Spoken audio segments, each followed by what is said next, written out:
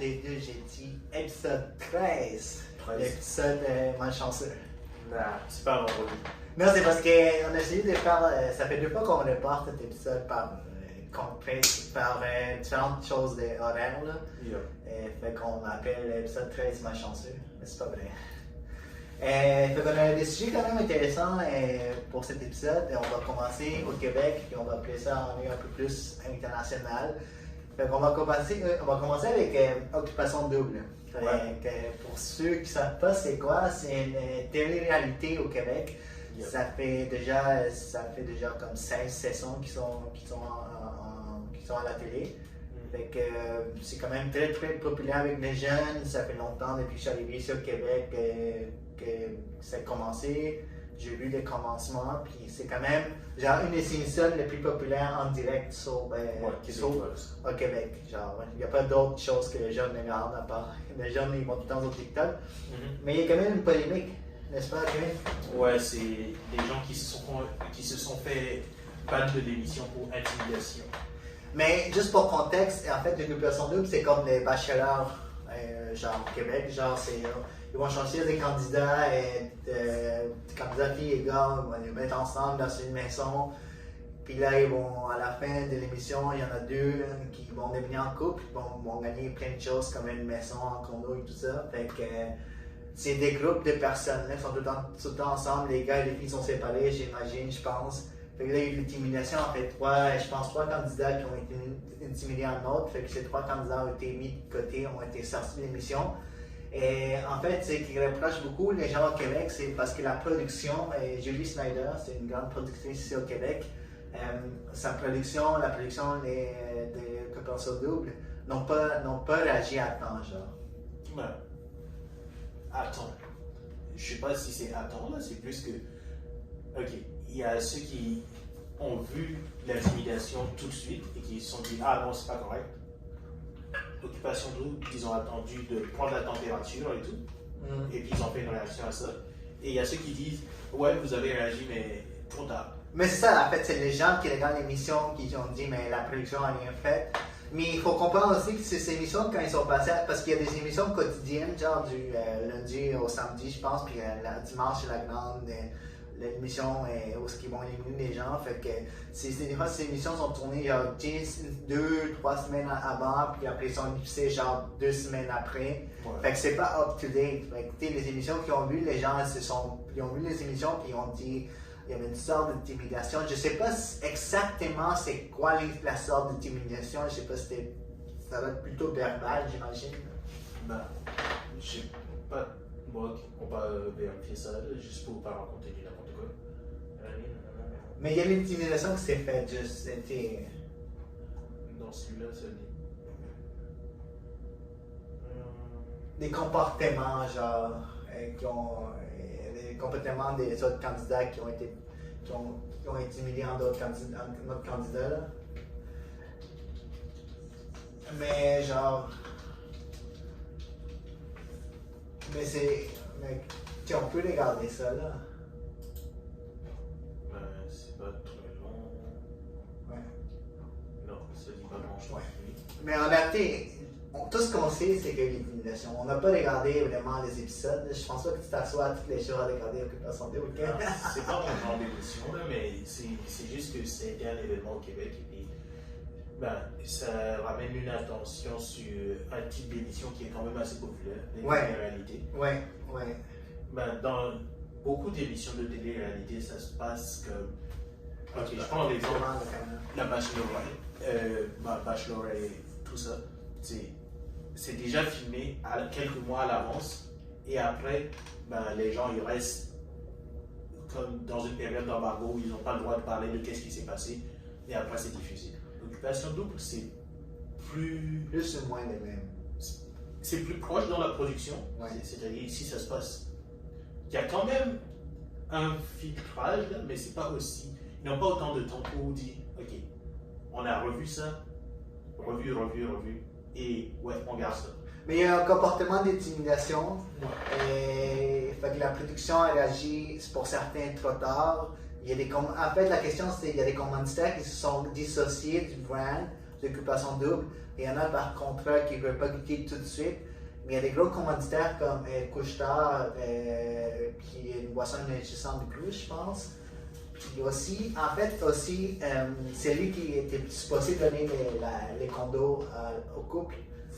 Les groupes immobiliers, c'est dissocié aussi. Fait que je ne sais pas s'ils vont avoir un condo à la fin. C'est le but qu'en fait, ceux qui gagnent reçoivent l'habitation.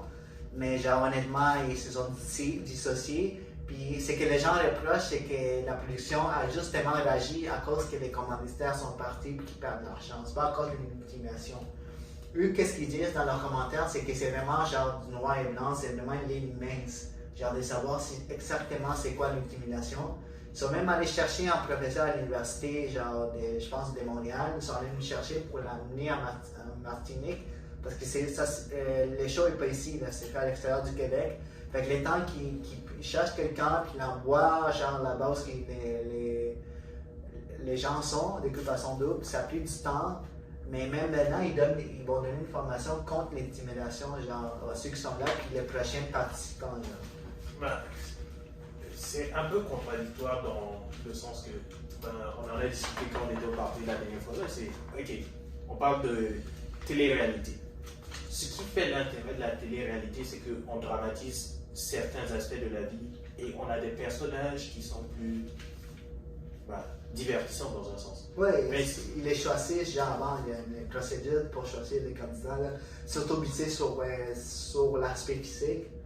Si c'était juste l'aspect physique, ce serait facile. Il suffirait de prendre des personnes qui sont belles. Mais il faut que la personne soit belle et qu'elle sache se comporter devant la caméra. Quand même, mais j'ai réagi des gens qui ont dit que c'était pas top cette année, genre les candidats. Ça fait longtemps que.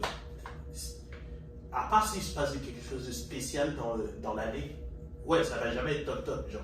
Ouais. C'est pour ça, c'est la télé-réalité. Il n'y a pas des gens qui se lèvent le matin et puis il se passe quelque chose de super important. Ouais. Mais c'est ça, il faut que ce soit en show, mais comme je t'ai dit, ils donnaient déjà des formations comme le consentement, le racisme, l'inclusion, communication non violente.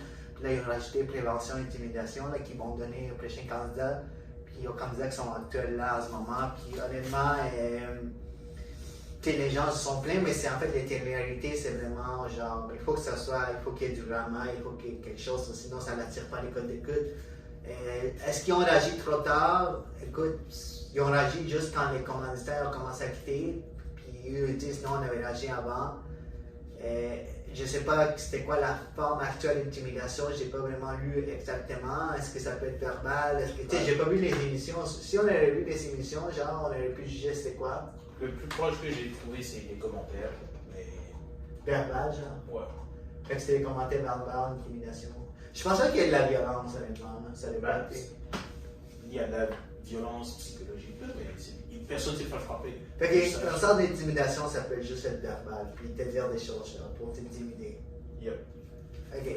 Mais c'est ça qu'on a. Ils ont vraiment sorti, ils ont même sorti un communiqué parlant de ça. Et sur Québec, ça a vraiment fait jasser, puis on a trouvé ça intéressant d'en parler. Est-ce que tu penses que ça va devenir l'année prochaine? OD? Ouais. Ouais, parce que ouais. Est-ce que la télé-réalité va disparaître? Non. Non, mais je veux dire, c'est certain qu'ils reviennent, mais est-ce que tu penses que leur brand, avec tout ce qui s'est passé, puis les gros commanditaires comme Couche-Tard qui sont partis, est-ce que ça va leur affecter l'année prochaine? Je pense pas. C'est que. Est-ce que Will Smith a refait des films après avoir giflé Chris Rock? Oui. Oui, mais il l'a giflé. Là. Ouais, mais est-ce que son brand était quand même. Genre. Il y a des gens qui ont découvert Will Smith parce qu'il a giflé Chris Rock. Certainement, Will Smith, c'est quand même un grand acteur qui a fait des gros films. Ouais, mais il y a plein de gens qui ne savaient pas qui il était. Ouais. Mais à cause du fait qu'il y ait eu cette polémique aux Oscars, maintenant ils savent qui il est. Ouais. Fait que ça a fait plus de bruit que OD la session dernière, l'année dernière, parce que OD l'année dernière qui en parlait. Oh, il y a des gens qui en parlaient, là, c'est quand même une émission très, très populaire au Québec. Ouais, mais les gens qui en parlaient, c'était plus pour se moquer des candidats. Sûrement. Mais est-ce que une dernière chose sur ça, il y a beaucoup de commanditaires qui ont quitté, puis parce qu'ils disent dans leur valeur, c'est pas ça qui. leur valeur n'est pas faite sur si avec qui ils travaillent, ils ne respectent pas leur valeur, puis pour eux l'intimidation, puis les faits qu'ils n'ont pas agi en instant même, c'est pas dans leur valeur. Est-ce que tu penses que genre quand quelque chose arrive comme ça, est-ce que c'est mieux genre qu'ils quittent tout de suite ou qu'ils s'impliquent à aider à trouver une solution, genre on va s'asseoir avec l'équipe de production, on va rester ensemble. Ils n'ont pas le temps de faire ça. Mais il y en a qui sont restés, il y en a qui sont restés et on dit on va travailler à trouver une solution ensemble. Oui, mais ça c'est plus, comment on dit, c'est gentil, mais c'est pas obligé. Ouais. Mais les plus gros sont qui ont juste quitté, ils n'ont pas de temps pour ça. Si tu as un partenariat avec une marque, ils veulent être partenaires avec toi parce que c'est facile d'associer l'image avec toi. Si ça devient une prise de temps, il n'y a pas on va se mettre ensemble pour arranger, pour trouver une solution pour l'intimidation. Puis c'était. En même temps, c'est pas juste quelque chose qui se passe dans la communauté, c'est un reflet des lobbies, genre dans les écoles, il y a beaucoup d'intimidation, puis les écoles, les gouvernements, les ministères, ils sont tout le temps en train de mettre des solutions, mais il y a tout le temps d'intimidation. Puis même maintenant, c'est rendu une intimidation en ligne. Ouais, ça rentre dans une toute nouvelle dynamique. Là. Mais le truc, c'est, OK, les marques qui sont restées et qui ont traversé ça avec l'équipe d'occupation double, elles vont avoir plus de crédit auprès de l'équipe d'occupation double. Elles vont pouvoir mieux travailler de façon plus conjointe dans le futur. Celles qui sont parties, elles vont continuer à faire affaire. Elles n'auront pas, comment dire, elles pourront pas dire elles pourront dire nous avons contribué à lutter contre l'intimidation, mais elles ne pourront pas dire on a fait telle action. Mais en même temps, c'est pas leur devoir de faire ça. Si une personnalité, une autre compagnie avec qui ils sont associés, ils sont en train de faire du trouble, ouais. Ils vont juste quitter. Là. C'est comme, pourquoi est-ce que tu vas rester avec quelqu'un? C'est comme tu dis, ils n'ont pas le temps, ça fait trop de problèmes. Puis on va en parler dans un autre sujet après, plus tard, avec Jay. Fait que, moi je trouve que si comme tu dis, si tu fais trop de trouble, puis t'as pas une bonne image, on veut pas que ça nous atteigne, puis c'est une affaire de business. Nous on s'en va, on quitte les bateaux, il y en a qui restent, il y en a qui restent. Parce que des fois ça peut être plus pire. Oui, c'est sûr que là c'était un segment dans la caméra, il y a comment dire, on peut trouver des clips peut-être plus longs sur tout le footage, mais il n'y a pas un degré de violence supérieur. On ne va pas découvrir que dans la nuit, il venait puis frapper les candidats. Je pense pas, sinon il aurait réagi vraiment vite, il n'aurait pas diffusé. Je pense que c'est juste verbal plus quelque chose, fait que ça va passer. Ils vont enregistrer les candidats dans la maison, dans les salons, fait qu'ils parlent. Fait que là, ils parlent souvent des filles, ou des filles parlent des gars, puis les gars parlent des gars. C'est ça le class beach. Justement, c'est ça le truc de l'émission, c'est fait pour ça. Il y a 3 gars qui sont comme décidés, je pense 3 gars qui ont décidé, genre, on va juste pisser sur lui, puis on se met à parler, puis on dit, mais si tu fais ça, tu sors avec elle, c'est quelque chose de même, fait que là. L'affaire que, ok, regarderas-tu un show de télé-réalité? Déjà, tu ne regardes pas les shows de télé-réalité. Vraiment non. Mais la personne avec qui je discutais qui regardait un show de télé-réalité me dit, yo, le drama, pourquoi je suis là? C'est exactement. Mais comment créer du drama si tu peux plus, c'est pas si tu peux plus interagir. À quelle échelle de communication, de provocation tu peux aller pour rester dans la non-intimidation? Mais écoute, c'est une ligne mince, mais eux l'ont dit, genre c'est une ligne mince, puis c'est pas genre blanc-noir, genre c'est une ligne mince, puis pardon, fait est-ce qu'on est rendu maintenant au point est-ce que les gens ils peuvent plus avoir, ils sont trop sensibles, puis je peux plus avoir des gens qui parlent d'autres gens en mal. C'est pas tant de la... Parce que c'est, en fait, c'est le public. Ouais. Genre, c'est pas, la production a dit, ça a l'air intéressant, ça va causer du drama. Ouais. Mais c'est le public qui était trop sensible, puis ont créé une polémique. Mais le public a dit, genre, ça passe pas. Je dirais pas que c'est trop sensible. Je dirais que beaucoup de gens maintenant sont sur les réseaux sociaux et quand tu vois une position que tu peux défendre, c'est devenu beaucoup plus facile de dire, ok, si c'était, admettons, quelqu'un qui parle d'un débat sur la guerre, mettons, c'est difficile de te prononcer là-dessus parce que faut que tu comprennes tous les aspects de qu'est-ce qui s'est passé. Mais quand on dit quelqu'un s'est fait intimider, tu dis à mon petit frère, quelqu'un s'est fait intimider, il va dire non, il peut l'écrire sur Twitter. Fait que le nombre de personnes qui peuvent parler de ce sujet était tellement gros que pour les commanditaires, ça ne valait pas la peine. Ouais, qui parlait beaucoup de ça, puis que ça donnait une mauvaise image. Mais en même temps, quelqu'un nous avait dit, justement, quelques semaines passées, genre, le même monde qui se plaint d'intimidation sur Corporation Double, c'est ceux eux-mêmes qui vont sur les réseaux sociaux puis font une intimidation. C'est un phénomène qui, pour moi, décrit plus la fragilité des images de marque au Québec, plus qu'autre chose. Parce que, ok, je prends l'exemple de, comment ça s'appelle, D-Brand. Je pense que c'est une compagnie canadienne. Lesquels? D-Brand.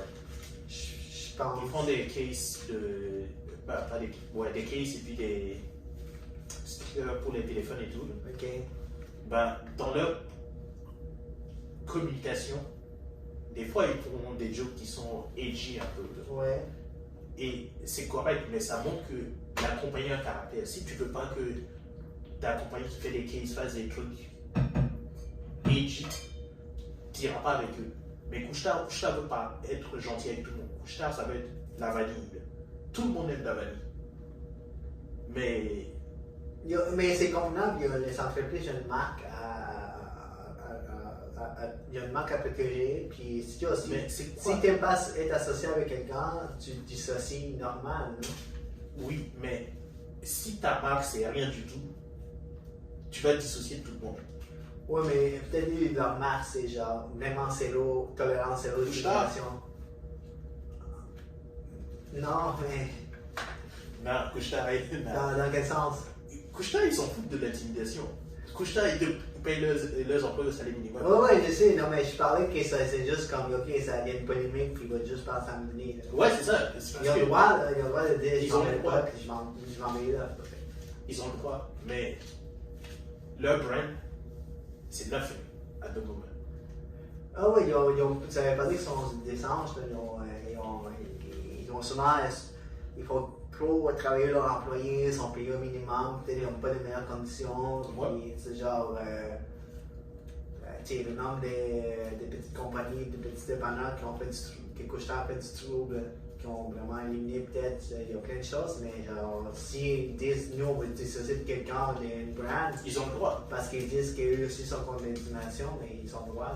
Juste que c'est leur valeur à 100%. C'est good, mais je me place juste dans, ok, quelqu'un qui s'intéresse aux médias, ça c'est ce que je fais.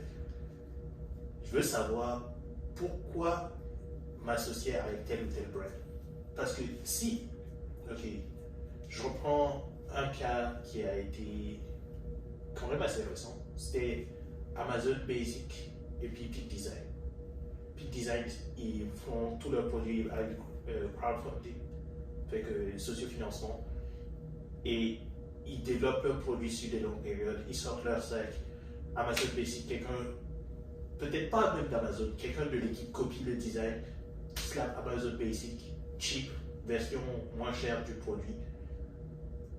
Mais ce qui a, comment dire, aidé Peak Design, c'est qu'ils ont un brand d'une compagnie qui fait leurs recherches pour, comment dire, développer des produits de qualité pour leur audience.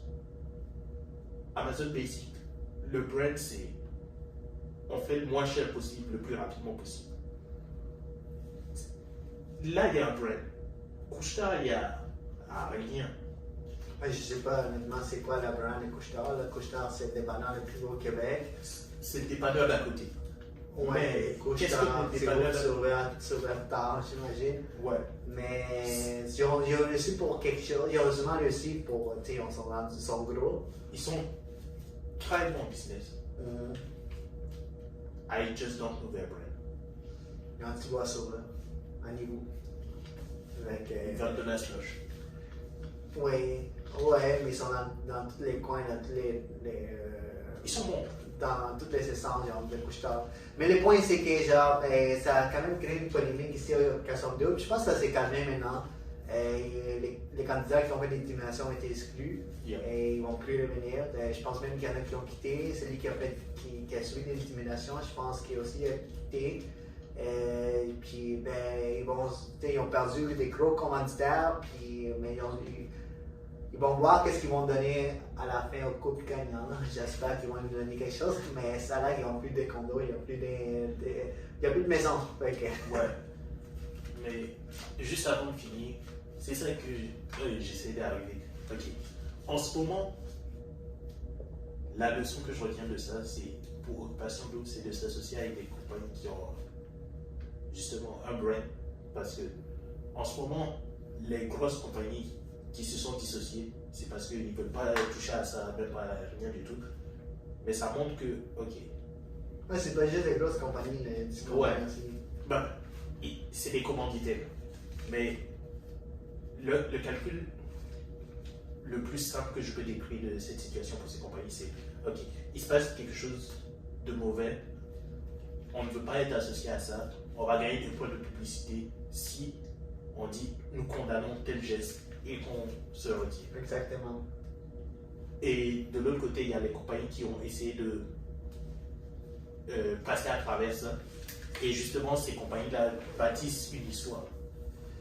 Oui, ils vont continuer à s'associer à la coopération double tout en sachant que dans les deux côtés, coopération double surtout, vont trouver des solutions. Puis eux aussi vont amener des solutions. Mais écoute, on va continuer avec vous. On a fait déjà une bonne association, puis belle que ça continue. Puis ils vont juste, c'est un passage qui a mal tourné. Fait qu'ils vont, eux, ils vont trouver des solutions pour que l'émission devienne meilleure, puis que l'émission devienne sans cette discrimination, sans tolérance, tout en gardant les rendements, bien sûr, parce que c'est une télé-réalité. On va laisser au Québec. On va laisser au Québec. Je sais pas si. On va rester genre une élimination. Ouais. Parce que c'est là une grosse histoire. Il y a les élections du Québec qui sont arrivées genre au mois d'octobre, genre, non? Oui. Ouais.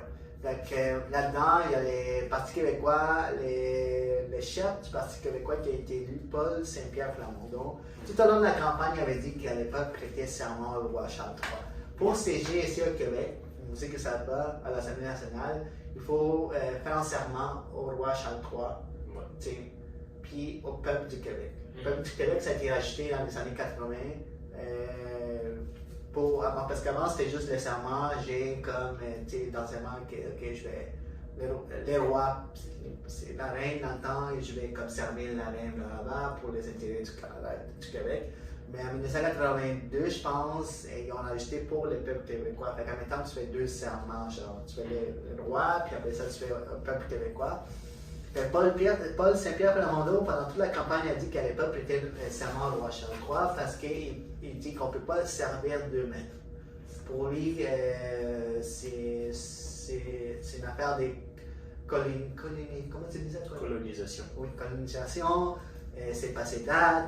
Le peuple québécois, premièrement, ne veut pas entendre parler de la monarchie anglaise. Ils ne sont pas intéressés à ça. Pour lui, c'est dit, il ne peut pas prêter serment à quelqu'un d'autre, juste le peuple québécois.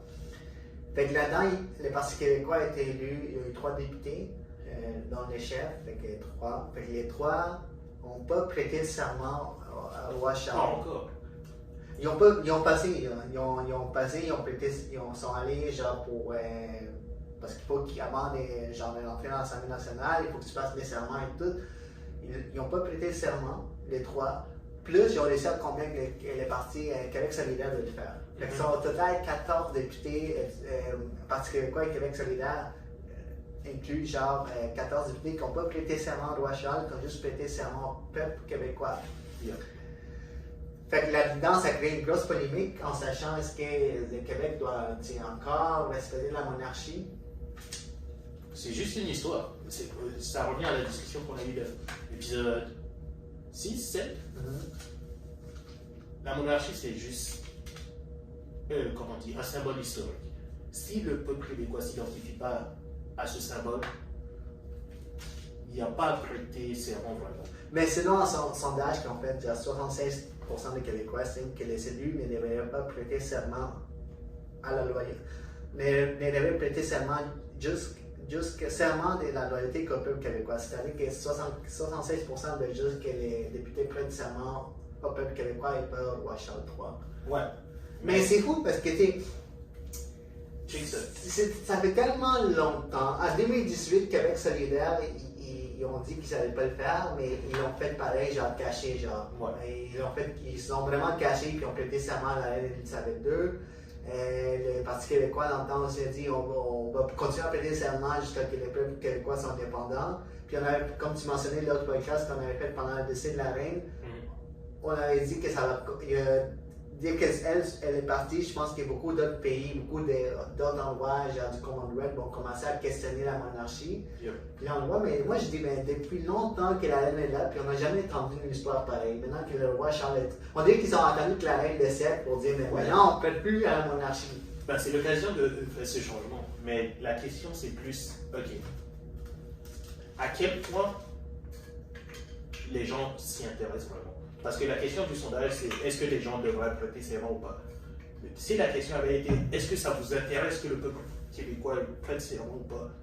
La réponse aurait pu être différente. Certains gens qui sont vraiment nationalistes vont s'intéresser à ça, mais la plupart du monde vivent leur vie. Puis même maintenant, ça continue parce qu'on a des nouveaux updates. Le président de l'Assemblée, en fait, François Paradis, en fait, il est sortant, lui, il va être remplacé. Puis il est aussi, lui, avec la CAQ, mais son président sortant, il a dit que ceux qui n'ont pas prêté serment au roi, ils ne vont pas être en pouvoir de siéger à l'Assemblée nationale. Et même s'ils viennent, on va les sortir avec les sergents d'armes vont les sortir.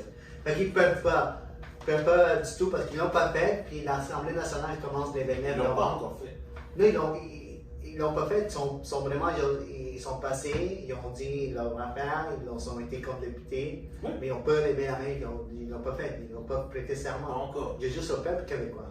Ouais, pas encore. Fait que tu penses qu'ils vont le faire? Ouais. La politique, c'est juste comme une prise de position. C'est des négociations. Mais ils vont dire, ok, on ne va pas prêter serment tant qu'on n'a pas ça. Et il y aura des négociations. Mais c'est une loi constitutionnelle là, des 1867. Oui. Et c'est pour ça qu'ils vont le prêter serment à un moment donné. Mais il ne peut pas passer d'une motion parce que le Parti québécois et Québec solidaire demandent une motion pour genre, passer par-dessus ça. Puis le président de l'Assemblée nationale a dit qu'il faut vraiment une loi. Puis une loi, ça va toucher la loi constitutionnelle du Canada. Puis ça va faire une grosse affaire. Genre. Exact. Fait que même la CAQ, les partis élus, la CAQ se sont dit on va peut-être faire de quoi, mais genre c'était pas 100% sûr. Les partis libéraux ils disent non, on ne fait rien. Le Parti libéral ne risque pas de prendre position sur ça. La seule possibilité, c'est comme je dis, ces questions-là, ce pas des questions qui vont se résoudre dans cette période de temps, mais dans 15-20 ans, on aura la génération qui aura vu ces événements-là, qui aura grandi avec, qui pourra peut-être se prononcer sur la question de est-ce que ça nous tente d'être indépendant encore au Québec? Ouais, mais tu sais, c'est pas l'indépendance du Québec. Le Parti québécois, ils ont tout le temps pris ça, les trois.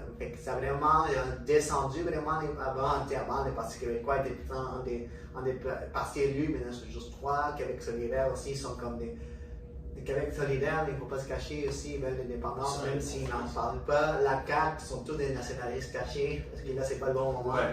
Le seul qui ne veut pas, c'est le Parti libéral. Mais ils parlent beaucoup de la sincérité des députés, genre, parce qu'ils disent beaucoup, même sur le Parti libéral, la CAQ, quand ils vont prêter serment au roi, ils ne sont pas sincères. Les gens se demandent, ok, mais pourquoi tu le fais si tu n'es pas sincère? Déjà là, pour le chef du Parti québécois, Paul Saint-Pierre Plamondon, il dit, déjà là, on n'est pas sincère avec le peuple. Parce que tu es en train déjà de mentir dès que tu commences, tu n'es pas sincère. Parce que la plupart des députés ne sont pas sincères quand ils vont prêter serment au roi Charles III. On commence déjà en train d'être pas sincère avec le peuple. On commence déjà notre devoir de député en n'étant pas sincère. Ok. Pour moi, c'est comme je dis, je suis pas mal ceux qui vont prêter serment là. Parce que pour opérer la Constitution canadienne, ils n'auront pas le choix. Mais si je me place dans 15 ans, et je sais pas, peu importe quel parti se fait élire, ils pourront dire, ok, on remet la question de l'indépendance sur la table. Voici des gens qui sont allés à l'Assemblée, qui ont dit, nous, on sert juste le peuple québécois. C'est cool comme marketing. Ça fonctionne. Fait que ouais, on dit on s'est tenu, il y a 15 ans, on s'est tenu pour le peuple québécois. Fait que là, on n'a jamais lâché prise, Ouais. de regarder. Ouais. C'est ça le deal. C'est pas. Yo. Parce que pour le simplement nombre-là, il est jeune, là, il peut Yep. avoir la vingtaine de politiques. C'est vraiment un jeune député, un chef du parti. Là. Mhm. Je pense qu'il est dans la trentaine, là, dans 20 ans. Je pense qu'il y a vraiment une allure de premier ministre. Tout à fait, Gabriel Nadeau-Dubois aussi, je trouve qu'il y a une allure. Puis je sais pas c'est quoi leur chance de gagner. Honnêtement, dans les prochaines sélections, la CAQ, je pense pas que les gars vont vouloir un autre mandat. Là, ça fait déjà 2. Est-ce qu'il y a quelqu'un qui va pouvoir le remplacer? Je ne sais pas. Est-ce que le Parti libéral, c'est un autre sujet, Dominique Anglade est en train de genre. Pas stable dans un parti, là, elle a beaucoup de gens qui veulent qu'elle s'en aille. Est-ce que les partis libéraux vont être pris dans 4 ans? Est-ce que. Puis, on avait parlé du vote populaire, du vote de 13% pour les partis québécois, il faut changer le système d'élection. Il y a des gens qui veulent le Québec solidaire, le Parti québécois, peut-être dans 20 ans, eux vont être élus, puis ils vont parler de ça justement. Nous, on va changer les choses. Mais c'est étonnant parce que le Parti québécois a déjà été élu plein de fois avant, puis n'a jamais vraiment rien fait. Ouais, mais le timing est trop bon. Parce que juste avec les. Comment dire. La pandémie et tout, ils ont regagné une certaine popularité. Et avec. Comment dire. Les changements d'industrie qu'on voit, la baisse en popularité du Parti libéral, me dit, ok, dans 20 ans, je vois bien la question revenir sur la table. À mon avis. De l'indépendance? Ouais. À mon avis, dans une cinquantaine d'années, c'est pas mal sûr que ouais. De quoi? Québec est indépendant? Ouais. 30 ans de négociation. Peut-être. 30 ans de négociation. J'arrive pas juste parce que c'est. C'est Je sais pas. ce qui se passe dans ma tête. C'est un pari. Mais faut pas oublier que c'est pas juste il y a le Parti conservateur du Québec qui avait beaucoup de flambeaux, puis ils ont grandi beaucoup. Peut-être qu'ils vont jouer dans 4 ans. Ils sont vieux. C'est ça l'affaire. Le Parti conservateur du Québec, il y a beaucoup des jeunes, des notre âge qui ont voté pour eux. Oui. Ça, c'est un autre, peut-être, je trouve vraiment, on va voir dans 4 ans, mais il y a beaucoup de gens qui sont pleins qui disent, comme tu parlais, que c'est pas le moment pour parler genre du serment, il y a plein d'autres choses, l'inflation, tout ça, le système de la santé, mais pour les partis québécois, ils ont même dit tout ce que les présidents de l'Assemblée nationale, tout ce qui est sortant, c'est juste son opinion à lui. Eux autres, ils ont 12 juristes qui ont vraiment dit qu'ils savent plus qu'ils peuvent siéger sans prêter serment au roi Charles III. On va voir d'ici la fin du mois, parce que le maintenant, il faut qu'ils rentrent. Mais toi, tu penses qu'ils vont prêter serment? Ils vont. Juste à la dernière minute, mais l'histoire fonctionne. Mais ils vont vraiment mettre ça dans la tête des gens. Voilà. Fait que peut-être dans 50 ans, le Québec va être un pays, qui sait. Si dans 50 ans vous voyez ça que j'ai raison, you know. Mais c'est vraiment un sujet intéressant parce que on parle de la monarchie britannique, on parle du roi, mais on veut comme partie du Québec pour se rendre en Angleterre, pour qu'on reste quand même dans la monarchie britannique. On parlait encore des politiques, on parlait de la première ministre d'Angleterre, l'ex-première ministre britannique. En fait, Liz Truss. Liz Truss a été élue en mois de septembre pour remplacer Boris Johnson. Elle a été élue par son parti, les conservateurs, puis elle est entrée en disant qu'elle avait un plan pour diminuer les taxes, tout ça partir de l'inflation, pour combattre l'inflation, les factures énergétiques, avec tout ce qui se passe en Russie, l'Ukraine. C'était une madame qui était vraiment féroce, vraiment agressive. Puis elle a dit, je suis pas, I'm not a quitter, I'm a fighter. Et en français, je suis pas une, J'abandonne pas. J'abandonne pas, j'aime pas. Puis justement, en fait, le 19 octobre, elle a dit ça, puis le lendemain, le 20 octobre, elle donne sa démission.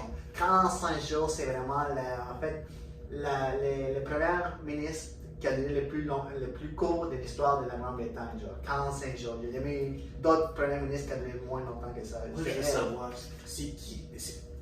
c'est quoi le coup de fil qui lui a dit I'm done? Mais il y a beaucoup dans son parti qui étaient vraiment pas satisfaits de son travail. Il y a son chancelier aussi, son adjoint, j'imagine, qui a quitté. Et puis il y a beaucoup de personnes qui ont demandé sa démission. Elle s'est rendue compte que tout ce qui a parlé des coupures des taxes, ça favorisait plus les gens riches.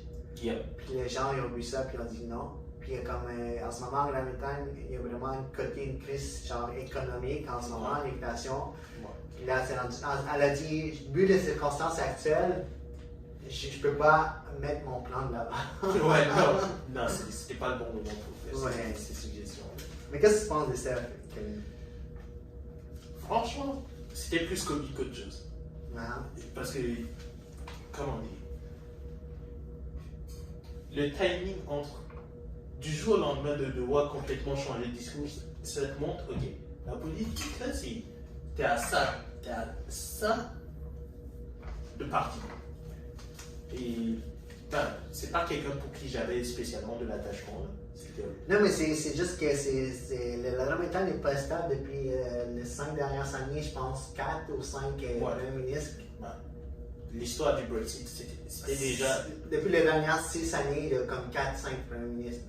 Oui, mais justement, depuis, comment dire, il y avait déjà beaucoup de changements qui ont suggéré que c'était le temps de faire un Brexit. Mais, on revient encore à la pandémie, ça a multiplié, comment dire, les plaintes dans différents secteurs. Et il n'y a pas un gouvernement qui pouvait résoudre ça en un seul mandat. Le Brexit, puis plus genre la pandémie, oui. toute la guerre en Ukraine. Oui. Mais ça revient à. Comment dire? Mais genre, c'est la cinquième premier ministre en 600 genre. Ouais, c'est beaucoup, mais c'est normal à moi. Ben, normal. C'est pas normal, genre. C'est comme. Ça montre qu'il n'y a pas de confiance. Mais honnêtement, c'est le Parti conservateur, là, Boris Johnson, Liz Truss, le nouveau qui vient de l'entrée. Ouais. Rishi Sunak. Sunak. Ouais, fait qu'il a été élu.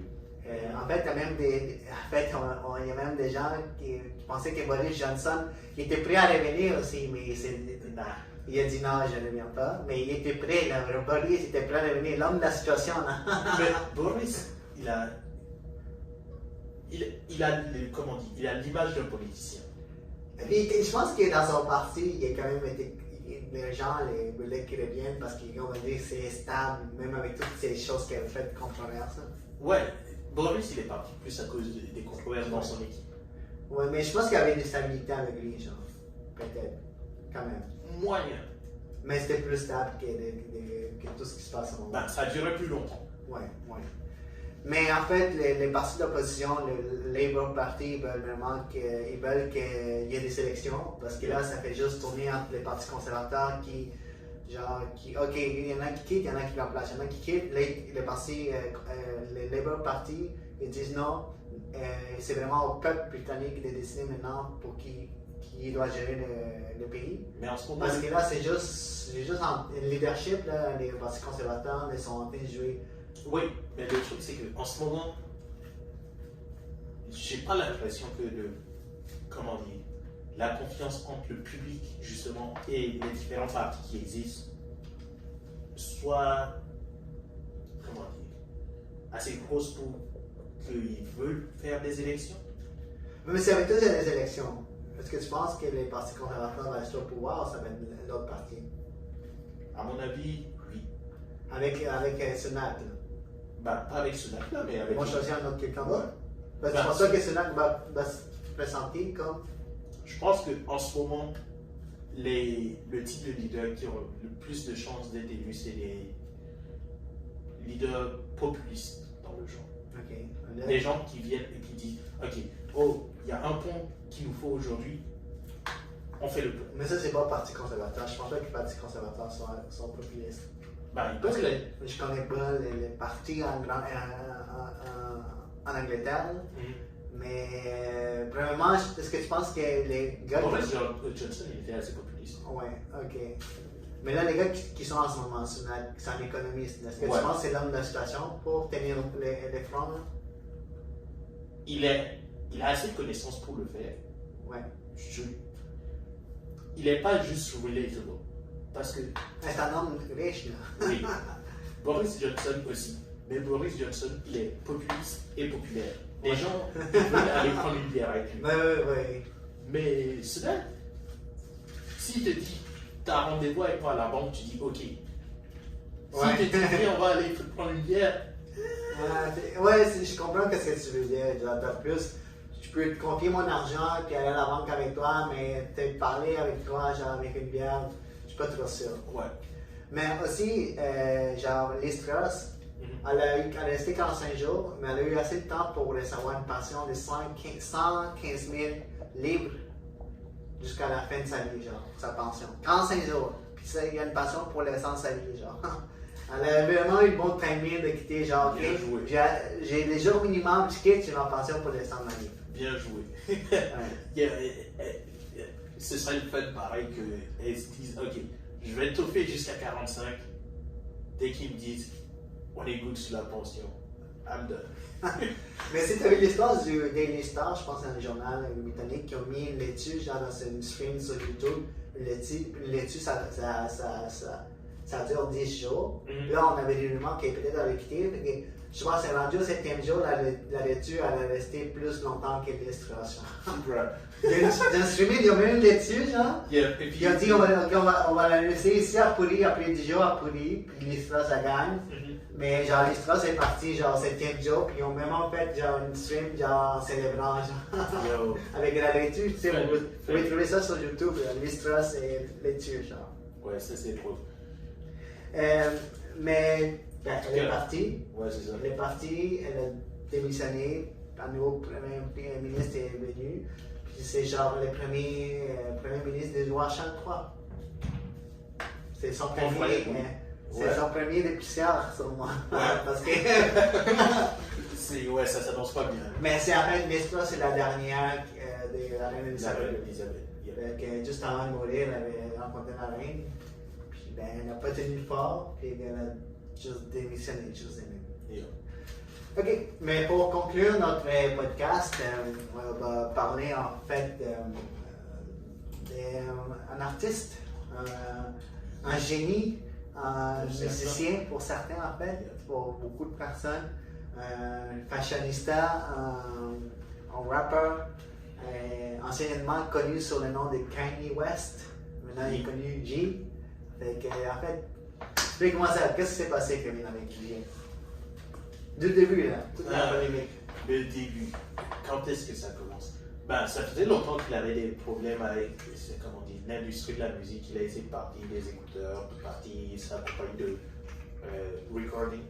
Et il a essayé plein de projets dans l'industrie de la musique. Mais, il y a 3 semaines, Ouais. il a fait un tweet disant que, comment on dit, il allait. On peut commencer, genre, depuis sa séparation avec Kim Kardashian. Bon, ça c'est. Ok. Ça, genre, depuis là, on a vu Jay avec un comportement plus, genre, hérétique, c'est ça, un peu plus, genre. Ben, pas spécialement. Mais c'est plus que les gens faisaient beaucoup plus attention à lui. Parce Ouais. que, ok, il a toujours été un peu provocateur. Ouais, mais. Ouais. Mais quand tu es marié avec la personne, une des personnes les plus suivies d'Internet, quand tu fais quelque chose, tous les journaux paparazzi ils sont sur toi. Ouais, exactement. Fait que juste le cocktail avec, ok, Kim Kardashian, des enfants, changer d'école, il lance son école. Et, comment on dit, il se sépare. Et puis l'autre qui rentre dans. Pete Davidson. Yep. C'était sûr que. Mais depuis ce temps-là, on a vu un peu plus, comme tu dis, peut-être un peu plus agressif, un peu plus genre provocateur, même s'il a tout le temps été. Et puis tu peux continuer comme il y a 3 semaines, il a fait un tweet. Ouais. I'm going Death Country Left Country. on Jew people. Ça, c'est moi, lui, ok? Yeah. C'est moi, genre, non. Ok, pour ceux qui ne comprennent pas, il a dit je vais me réveiller le lendemain matin, puis je vais juste, genre, annihiler tous les Juifs. Yeah, Je vais toutes les. En fait, je sais pas si c'est vraiment la définition directe, mais c'est vraiment genre, je vais comme. c'est. Truc. C'est. Ben, ça fait référence à un film. L'Holocauste, c'est toujours. Non, même pas. Defcon, c'est un film, genre film d'horreur là, qui sort où il y a des influenceurs, Ouais. genre qui se massacrent, en gros, ce soit Halloween. Là. Mais Defcon, quand tu mets Defcon dans un tweet et que tu mets juif, les gens ils pensent Holocauste. Ouais, mais en fait, ça veut dire massacrer, genre, massacrer. Littéralement, c'est ça qu'il voulait dire. Genre, vraiment, c'est ça qu'il Kind of. Je vais me réveiller, puis je vais massacrer, tuer. C'est ce qui a été interprété. Éliminer. Pour être clair, c'était C'est- stupide de faire ça. Ouais, C'était une mauvaise idée. S'il avait dit, je vais, I'm going Defcon 3 on, I don't know, music producers. We don't care. Mais c'est aussi polémique, genre, de dire ça. Peut pas juste parce que, tu sais, quand tu dis je vais tuer, genre, des producteurs de musique, là, ça Mais c'est c'est un comme- scandale, là. Mais c'est pas la même chose. C'est comme, ok, je sais pas, dans une musique ou dans quoi que ce soit, tu dis, ok, I hate, I don't know. Un exemple, ben, ça manque pas, mais c'est comme, j'essaie d'en trouver un qui est correct. Là. De quoi? Des gens qui disent, I hate someone, I hate Bill Cosby. Oh, I hate the white people, ça qui Ouais, if I meet Bill Cosby, I'm gonna kill him. People don't care. Ouais, parce que, tiens, Bill Cosby a fait des choses. Ouais, et de la même façon, on sait qu'il y a beaucoup de personnes qui ont subi des abus dans l'industrie de la musique. Mais tu sais, il a commencé premièrement dans son tweet, il a mis un chandail White Lives Matter. Là, ça fait une sorte de polémique. Ouais. Là, il a dit non, moi, je me tiens debout pour ça. Je pense que. Veux-tu qu'on rentre là-dedans? C'est ça qu'il a dit. Lui a dit vraiment, genre, mon chandail White Lives Matter, ça fait du sens. Non, mais ce truc-là, c'était tellement. Ok. Tu mets un chandail White Lives Matters. Déjà, t'es pas dans le top de la popularité. Tu mets un chandail White Lives Matters à côté de Candice Owens. Ah! Faut le chercher, non? Mais surtout pour lui, un homme de couleur là, qui met un chandail. Là. Tout le monde dit. Mais il y en a déjà. Avec tout ce qui est Black Lives Matter, mais lui, il a vraiment quelque chose en plus connu. Là. Un homme de couleur, connu, aussi populaire que lui. Puis lui, déjà, il y avait déjà une polémique parce qu'il a tout le temps sa casquette rouge. Make America Great Again avec Donald Trump qui a tout le temps supporté. Là, il sort avec son chandail White Lives Matter. Là, il sort avec un tweet antisémite. Ok, c'est ça que j'essaie de dire. C'est White Lives Matters, ça, c'était pas, comment dire, c'était choquant, mais c'est pas inattendu. C'est comme, tu sais c'est qui Kanye West, tu l'as déjà vu avec le Malaha. Et il y a déjà eu des scandales à propos de Black Lives Matter à cause des fonds qui ont été détournés et la personne qui s'est enrichie. Du coup, qu'il pense ça pour faire la provocation, c'est pas. Ou parce qu'il est d'accord. Parce qu'il pense que c'est vrai. Je sais pas à quel point il pense c'est vrai. Okay. Mais dans sa façon de provoquer les gens, ça fonctionne. Problème, C'est son tweet. le tweet c'était vraiment beaucoup. Là. Mais le problème c'est avec qui tu te tiens quand tu dis ça. Si tu arrives à, je sais pas, ok, dans ton album de musique, tu portes un t-shirt White Lives Matter, ceux qui le connaissent vont dire ah ok il troll. Ouais, mais si la chanson est bonne, puis genre, avec tout, les gens vont s'en foutre, genre. Non, c'est pas qu'ils vont s'en foutre. Mais ils m'ont dit, ok, on le connaît. Il a déjà fait des trucs comme ça. Mais si tu fais ça dans un défilé de mode qui n'est pas de ton. Ben, c'est son brand, mais c'est pas vraiment son brand. C'était avec Balenciaga, la collaboration. Et que tu amènes des gens qui sont impliqués dans la politique pour ça, c'est là que ça devient. Ouais, parce que tu fais ça, puis là, les gens qui sont genre Black Lives Matter, puis ils voient ça, puis là, ça fait plus de polémique. Ouais, mais tu fais ça avec quelqu'un qui commente la politique. Ça dépend du contexte, comme tu dis, ça aurait fait ça, c'est une vidéo genre des musiques, pour ce qui troque tout le monde, puis là, ils mettent un chandail, puis là, ils chantent, puis là, tout le monde aime la chanson, puis là, ok, ouais, avec le chandail, le monde s'en fout, mais là, ils font assez. Là, il va sortir des défiler, là, il va juste protester, provoquer avec des gens qui sont du côté genre Black Lives Matter. Là, ça fait plus du côté. C'est même pas Black Lives Matter, tu prends Candice Owens, qui fait des commentaires très controversés sur la politique. Ouais. Tu lui donnes un t-shirt White Lives Matter. Tout le monde va dire encore, elle fait ça encore là. Ouais, elle fait ça encore, mais cette fois-ci, elle fait ça avec quelqu'un de populaire. Avec AG, ouais. Ouais. Mais qu'est-ce que tu penses? Ça fait que les gens disent, ok, ils supportent ce qu'elle dit. Ouais, mais surtout quand il dit que. Une autre chose des controverses, on va dire quand il dit que George Floyd il est mort. Ouais. Exact. Et c'est ça qui est. Il n'est pas mort parce qu'il s'est fait écraser le cou, il est mort par. Je pense que c'est. Fentanyl. Fentanyl, ouais. Mais justement. Ça, c'est à cause du documentaire que quand Candice a fait. On n'a pas vu. On va souvent juste regarder parce qu'on voit. En tout cas, je vais pas prendre position sur ça, mais je vais aller voir c'est quoi en fait le documentaire. Est-ce que je vais le finir? Non, est-ce que je vais être en accord avec. Je sais pas. Tu l'as vu? Des extraits. Ok. Et c'est comment? Faut vraiment être de mauvaise foi pour faire ça. Est-ce que tu penses que c'est véridique? Mais juste les extraits, t'as pas vu au complet. Comment? Est-ce que tu penses que. Je l'ai pas vu, est-ce que tu penses dans le documentaire, est-ce que ça a été fait avec des vrais faits? En tout cas, pour ces extraits que tu as vu. Là. Un documentaire, c'est une pièce d'opinion. Moi, je pense que voici ce qui s'est passé. Okay. Est-ce que la façon dont elle le fait, est-ce que les personnes qui ont été intervenues dans le documentaire disent la vérité? Peut-être.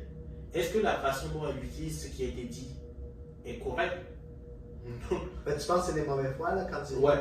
Il y a un passage où elle demande si, comment on dit, le gars qui a. Si un docteur qui a examiné et. Josh Floyd? Ouais. Si le fentanyl a pu le tuer. Et puis, il retourne la phrase pour essayer de mettre ça comme. Ok, peut-être ça l'a tué. Mais c'est comme le gars il dit. Of course, si tu as pris du fentanyl, ça a un effet sur ta santé. Mais tu prends ça. C'est le docteur qui a dit ça? Ouais. Mais il a pas dit genre que ça tué, genre. Non, il a dit si tu prends du fentanyl, ça peut avoir des effets. Là. Ouais, mais c'est comme. Il a joué sur les mots et tout. Là. Ils ont joué sur les mots, ils ont fait du montage pour que ça ressorte d'une certaine façon. Mais est-ce que tu penses que Candice a quand même influencé le comportement récent des G? Parce que. Influencé? Surtout sur ça, il se base sur toute la thématique de George Floyd, il se base sur son documentaire. Avant qu'on continue, juste pour clarifier, la vidéo de George Floyd est effrayante et c'est clair qu'il s'est fait étouffer. Ouais, on est d'accord avec ça. Le truc, c'est. Ok. Est-ce qu'elle l'a influencé? Peut-être pas. Pas vraiment. Je pense que ça a renforcé des croyances qu'il avait déjà. Mais il a vu le documentaire, fait il mentionne dans ses entrevues avec Piers Morgan et l'activité humaine.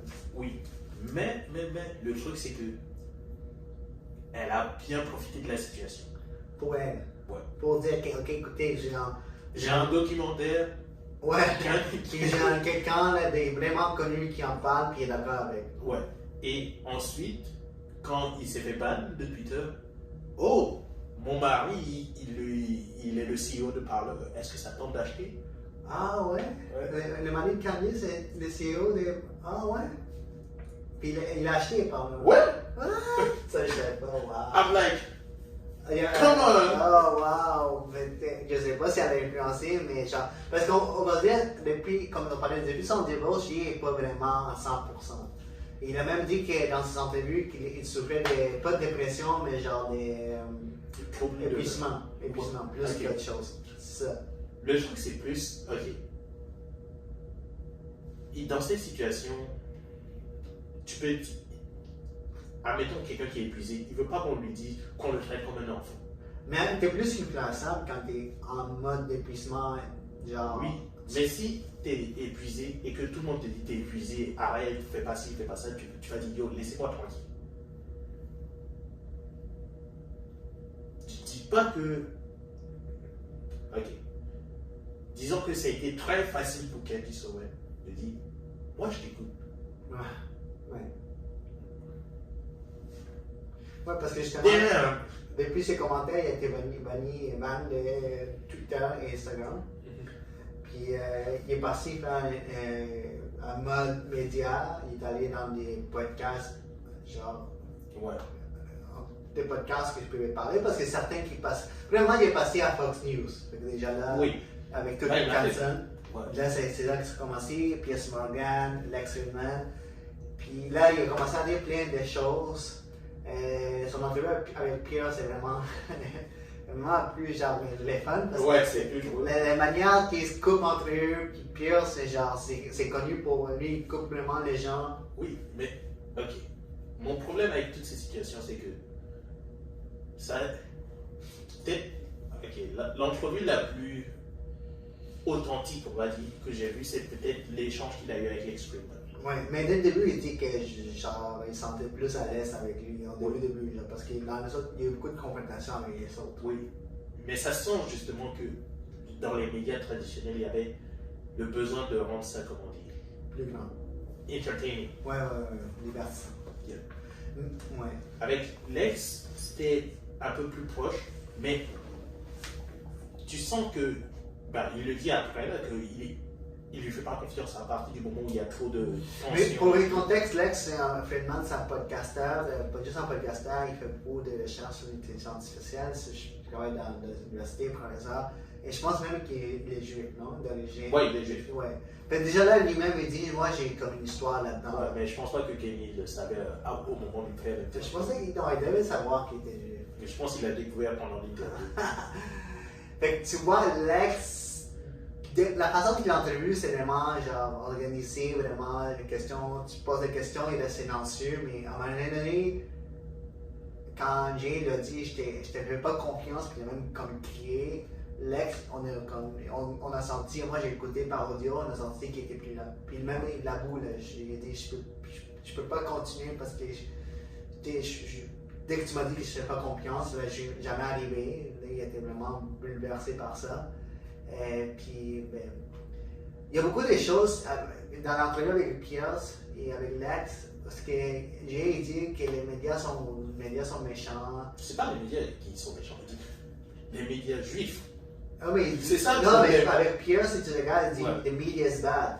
Puis là, Pierre s'est dit, vraiment, est-ce que tu penses que les médias sont méchants? Puis là, j'ai dit, qu'est-ce que t'es idiot, non? Pose-moi d'autres questions, genre.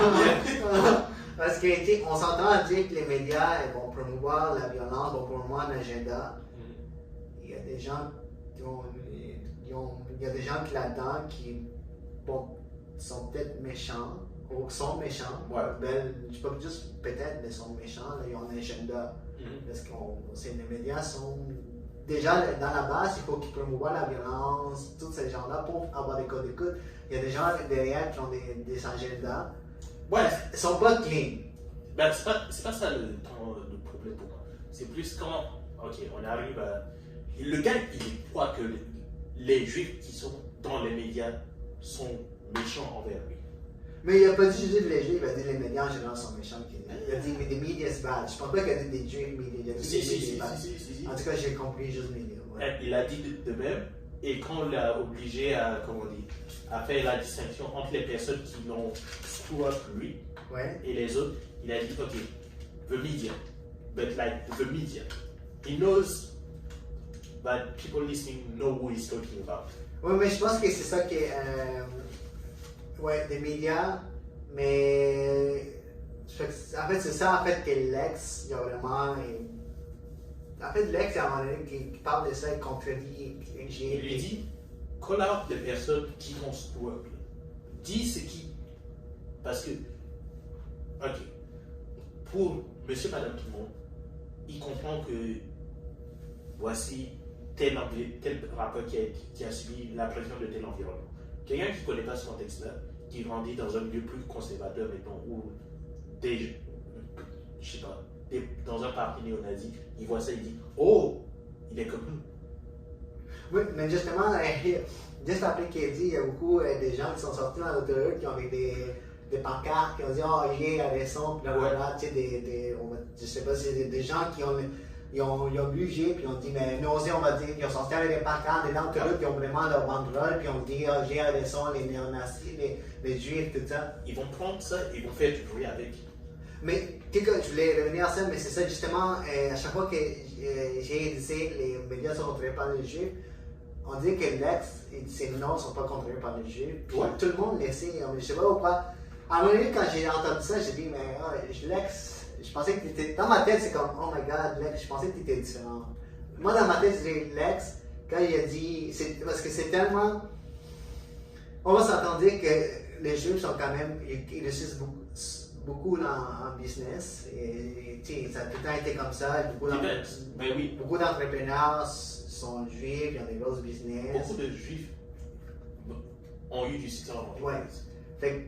Puis on s'entend que si tu regardes l'histoire des fondateurs de certains médias, tu vas entendre qu'ils sont des origines juives ou sont juifs.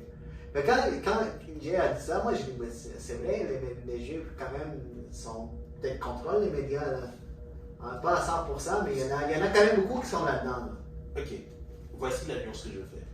Quand toi tu dis les juifs contrôlent les médias, dans ta tête tu te dis des juifs contrôlent les médias. Non, tu dis pas. C'est pas ouais, tu dis pas il y a une réunion avec tous les juifs. Non, c'est pas la communauté juive. Certains entrepreneurs qui sont juifs, ça tombe. Peut-être sont en train de contrôler certaines informations.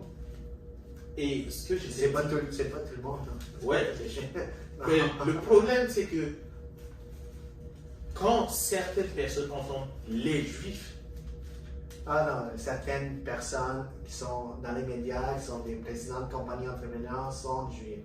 Oui. Certains. Oui. Et ce qui est important, c'est pas parce qu'ils sont juifs qu'ils sont de même. C'est parce qu'ils sont de même et qu'ils sont juifs qu'on parle d'eux. Oui, mais ça aurait pu être des chrétiens, des catholiques, c'est juste que ça tombe que c'est certains présidents en haut des sphères des médias, des compagnies, c'est des juifs. Voici.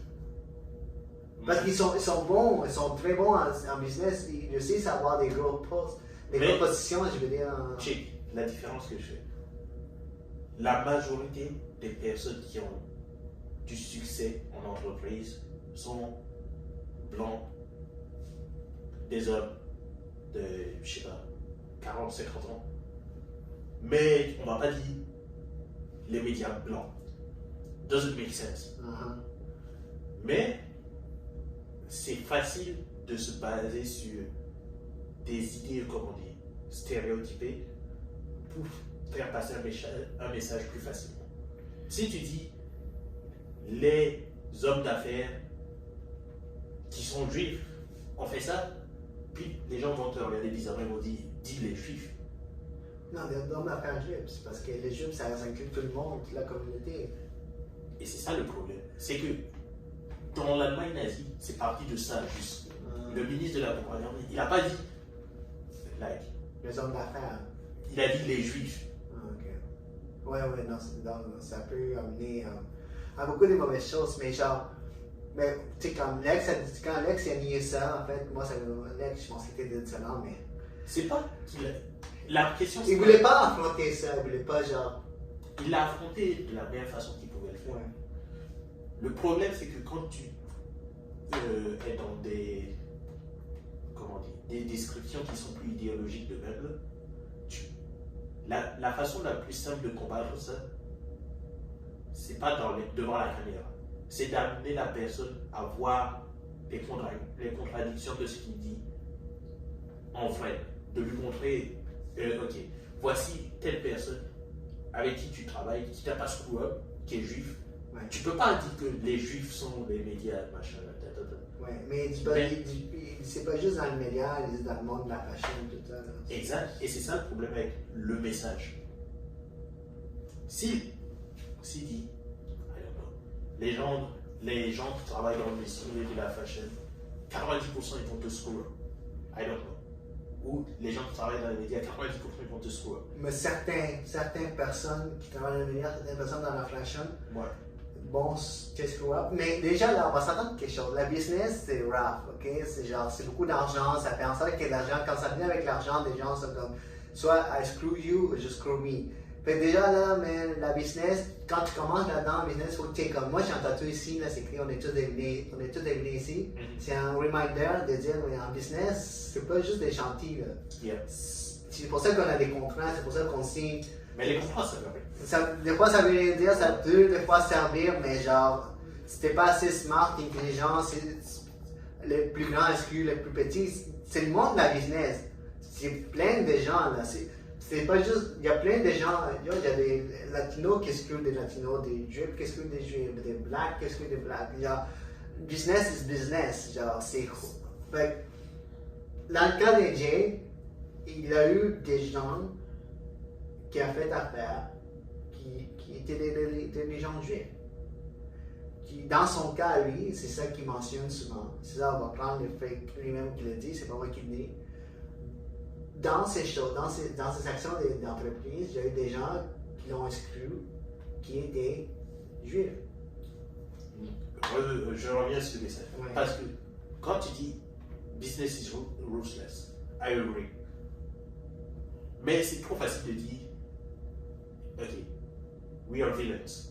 Parce que oui, il y en a, mais comment dire, comment expliquer ça? Les gens qui utilisent l'image du vilain pour décrire la business, ils font ça dans un discours qui est assez simple à définir. Ce qui est difficile, c'est de prendre, ok, I'm a businessman, this is what I bring to the world.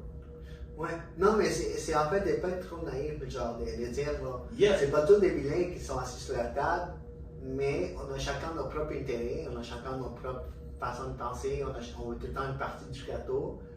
On est déjà là, tout l'effet de vouloir plus que d'autres, ça fait partie déjà d'une certaine méchanceté, genre. C'est pas une méchanceté. Ce qui est méchant, c'est, ok, I'm gonna take advantage of you, and I'm gonna do everything to destroy you. Ouais, je comprends. Mais, et il y a des gens qui travaillent avec cette mentalité-là. Le truc, c'est, ok, plus l'image de la personne qui est en affaires, c'est ça, plus ça va être difficile pour des gens qui veulent faire affaire correctly. Oui, mais il faut qu'il y ait ça, des gens qui vont faire affaire correctement. Yeah. Mais il faut aussi qu'on rentre et on se dise que c'est pas juste des anges et tous les gens. Parce qu'il y a des gens qui vont, comme moi, qui naïvement, ou peut-être comme Guy, qui était quand même, qui peut-être a eu une certaine naïveté de faire confiance dans plein de gens, de se faire prendre, de se faire screw. Fait qu'il faut dire, man, je vais aller faire les choses correctement, mais en face de moi, il y a des personnes qui sont pas correctes. C'est ça. Juste de dire. Parce que tu vas pas rentrer là-dedans, man, yo, business is all good. Non, tu vas le faire. Tu vas le faire ramasser. Mais justement, le lien, à cause de tout ce qu'il a fait, tous ses partenaires, ouais. Valencia, Bug, sa compagnie d'agence, son avocat même, toutes ses shows, tout son documentaire, son documentaire a mis de côté, ses shows ont été annulés, ses partenaires ils l'ont tout mis dehors, ils ont dit on ne veut plus travailler avec toi. Et son plus grand partenaire, genre, son plus grand là, c'est lui qui fait en sorte qu'il ait été milliardaire, Adidas. Même lui, il a dit dans un podcast, il dit yo, Adidas, même si j'ai dit des choses antisémites, ils ne vont jamais me laisser tomber. Puis, ouais, ça c'est son. Qu'est-ce qui est arrivé? Moins 1,5 milliard. Adidas, ils ont dit, bro. Oui, Adidas, qui est une compagnie allemande, puis tout ce qui est antisémite, ils ont, oh. Non, on va rentrer touche pas à ça. là-dedans. L'accord avec Ye était évalué à 1,5 milliard de dollars. Là. Yep. Juste avec ça, il était milliardaire. Maintenant qu'il a perdu Adidas, il est rendu à 400 millions de dollars net. Là. Yep. Quand même, 400 millions, c'est beaucoup, mais genre, des milliardaires, artistes milliardaires, à genre, millionnaires tombés dans le coup d'eux-mêmes, c'est quand même rare. Là. Puis, ben, Adidas aussi, ils ont été le code à la bourse a vraiment descendu. Je pense que si je mets, mais ils ont perdu quand même de l'argent. Ouais. Mais ils ont payé en awareness. Parce que quand JC, là, son soulier, ça coûte j'étais vraiment surpris. Là, j'ai $200 à $700, bro. Yep. C'est cher. C'est 1,47 milliard en vente annuelle, 7% des revenus d'Adidas. Genre, c'est un deal, quand ils ont fait le deal, ça a été Adidas à se rapprocher des Nike aux États-Unis. Genre, vraiment, genre, pour arriver à rattraper Nike, ils ont vraiment fait des deals. Je sais pas combien, ils ont perdu beaucoup, genre, ils ont perdu quand même, je pense, sur les coups de terme, genre 250 milliards, ou quelque chose comme ça. Là. Yeah. Mais le choc, c'est. Ouais, 250 millions sur les courts termes, en euros. Là. Le choc, c'est. Ok. Adidas. Ce qu'ils ont perdu, Court terme. c'est pas une perte. C'est genre. C'est un coup marketing. Les campagnes marketing d'Adidas, ça les coûte des millions. Oui, mais c'est quand même un partenariat qui les rapprochait de Nike aux États-Unis. 250 millions. À partir du moment. Court terme, c'est quand même beaucoup. À partir du moment où il a fait le commentaire antisémite, la question c'était pas s'ils vont le dropper, c'est quand est-ce qu'ils vont le dropper. Si genre 9% de la cote des bourses qui ont descendu, là, c'est quand même. Court terme, ça a un impact direct sur Adidas. Dans les 20, 30, 40 prochaines années, chaque fois qu'on va parler d'Adidas, ils ont droppé le gars qui était antisémite. Ah, c'est vrai. Ouais. Mais c'est juste court terme. Comme Tu peux pas acheter ça. Dans le long terme, ils vont reprendre, ils vont sortir des nouveaux souliers, des nouvelles choses. Je pense qu'ils me disaient que tout ce qui est JC, c'est à eux. Là. Ouais, mais c'est ça que je veux dire. Chaque fois que les gens vont passer dans un magasin, ils vont voir Adidas, please sponsor me. Ils vont dire, ok. Sur le long terme, il n'y a rien qui va changer. Là. Ils ont tellement Ils d'autres. ont gagné des points, à mon avis. Ah ouais? Ouais. Avec qui? Après, avec le grand public. Avec le grand public. Parce que quand tu vas rentrer dans un Winners ou dans un Ouais, non, je comprends. Ok. Nike, Adidas. Adidas. Ils ont pris une position, ouais. Yeah. If you're black, you're likely to go with. Oh. Ils ont. Ben, ça dépend de si t'es noir, peut-être pas là, mais parce qu'ils ont le droit de Kenny, ça dépend à quel point t'es proche de lui ou pas. Mais si tu hésites entre deux chaussures et que tu dis, oh, eux ils sont pour. Ils supportent pas les propos antisémites. I'm taking this. Ouais.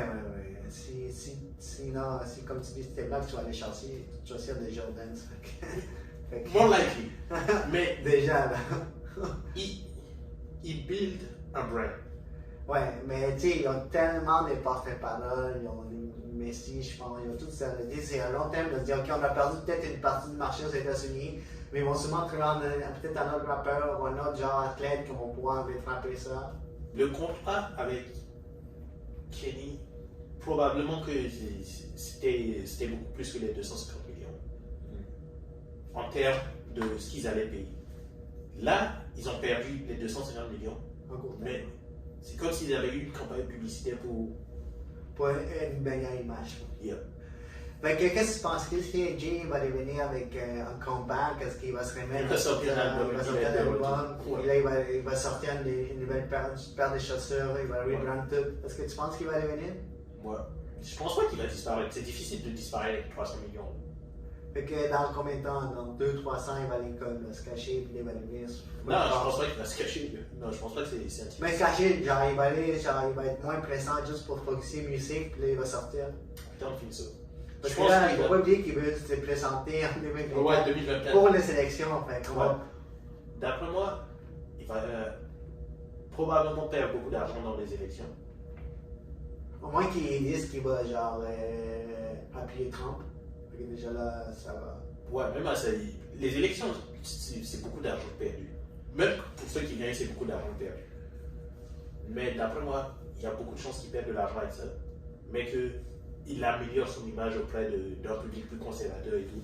Mais dans la grande sphère publique, est-ce que tu penses qu'il va revenir comme ce qu'il était avant? Admettons, ils ont un gros. Avant? Comme ils sont un gros album qui a plein de succès. Ou ça ne va jamais revenir comme ce qu'il était avant. Parce que là, tu dis qu'il va juste être encore plus populaire avec une certaine partie de la population conservateur. Mais est-ce que tu vois comme il était avant, est-ce que c'était genre, ok, this guy c'est un génie, c'est un génie? Ouais, il y aura toujours le côté, it's a genius, mais ils vont toujours se dire, not politically. Fait qu'il va jamais retourner dans les sphères publiques comme il était avant. Il va peut-être revenir avec un bon album, mais ça peut être genre. C'est comme, ok, tu prends, j'ai oublié son nom, mais il y a un chanteur country là, qui avait dit le N-word et puis il s'est fait cancel. Je sais pas c'est qui. Bref. Mais en général, même dans la carrière d'un artiste, c'est ses premiers hits qui vont être les plus gros hits. Après ça, c'est comme, you surf on it. Ouais, des fois il revient avec après genre. Il revient après genre un accident ou genre quelque chose comme ça, comme un backlash, puis là il revient plus fort, genre des fois. Ouais. Là, d'après moi, il va garder une certaine notoriété. Il va jamais fade out. Ok, mais ça va plus être aussi, genre dans la sphère publique, il va plus être aussi gros, genre. Les gens, il y aura autant de gens qui pensent que c'est un génie dans la création. Il y aura autant de gens qui vont penser, yo, puisqu'il est stupide. De quoi? Il est juste dumb. Ah. Because he bought Parler from the wife of the CEO. Mais écoute, son legacy, on peut le dire qu'il a fait. Ces gars-là, on peut pas. Il a tellement de bonnes chansons que j'aime. Par rapport à tout son comportement, après tout ce qui est côté artistique, je sais pas, lui il a le droit de dire qu'il peut se supporter n'importe quoi. Les gens n'ont pas arrêté d'écouter Michael Jackson. Non, ses commentaires antisémites qu'il n'aurait pas dû les faire, il aurait fait plus attention, mais est-ce qu'on va dire derrière qui plus tard dans les infos de dire que c'est un homme qui s'est tenu droit devant ses valeurs ou un homme qui a détruit sa carrière? Je sais pas, juste les temps. Il y aura les deux. Même chose, il y aura des gens qui vont dire Michael Jackson c'était un génie de la musique, mais il a touché des enfants. Ouais. Bon, écoute, c'est quand même un long podcast. C'était vraiment des sujets très, très intéressants pour un podcast. On est chanceux, on a bien fait. Please, Adidas, please, sponsor us. Ouais, sponsor us. Écoutez, abonnez-vous sur la chaîne YouTube, laissez des reviews sur Apple Podcast, Spotify. On est déjà rendu à 13 épisodes. On va bientôt avoir un prochain invité bientôt pour le 20e si on arrive à concorder une date. Genre. On avance, puis on espère que vous aimez ça, puis nous on aime ça. Puis ouais. On se revoit dans les commentaires au prochain épisode. À la prochaine, les amis.